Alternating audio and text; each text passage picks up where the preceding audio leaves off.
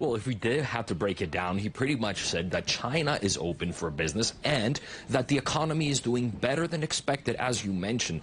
Now, he said that China is committed of opening its doors even wider to the world for more foreign investments to come in. And in order to do that, he mentioned that some of those restrictions that are in place will be lifted. So it will be easier for foreign corporations and businesses to go into China and work with Chinese companies to be able to connect throughout the world and pretty much bring more of that to China and China to the world. Now, the premier also mentioned that the Chinese economy has been doing better and more than expected, that 5% was the target in 2023, but it reached a 5.3% a year ago. So that was pretty much what he touched upon when he talked about business and China opening up, but also what he mentioned, he compared the Chinese economy to the Alps. He said in order to be able to appreciate the Alps, you need to step back and see the whole picture.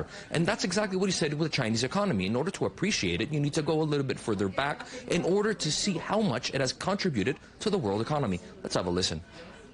这些年，我们对世界经济增长贡献率 China's contribution to global economic growth has remained at around 30%. Last year, the Chinese economy rebounded with an estimated growth of around 5.2%, beating the 5% target set at the beginning of the year.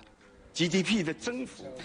And he specifically said that the world needs to work together. But he also mentioned that the world needs to work together when it comes to tech innovations, that the world should be committed of working and not restricting parts of it. He said that parts of the world, especially lower income economies, should be benefit more than those who are higher, that the artificial intelligence should be a bridge of closing that gap between higher and lower economies. He committed, saying that it should be centered around the human and not against humankind.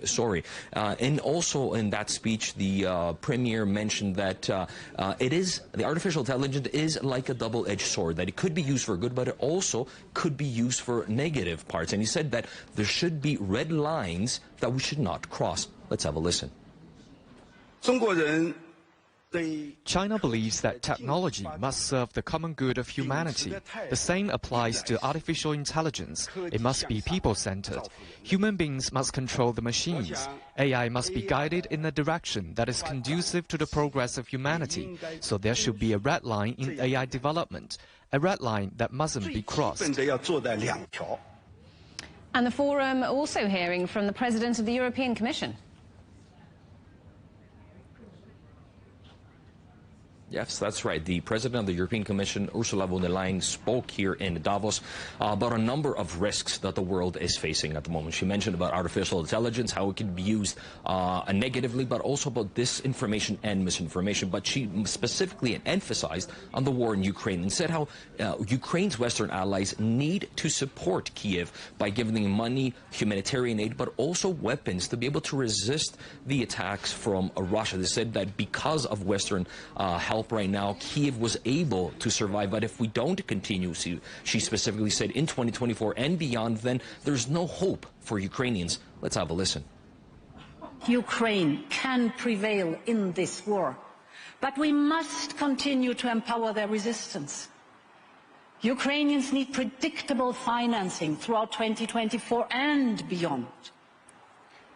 They need a sustained supply of weapons to defend Ukraine and regain its rightful territory. They need capabilities to deter future attacks by Russia. And they also need hope.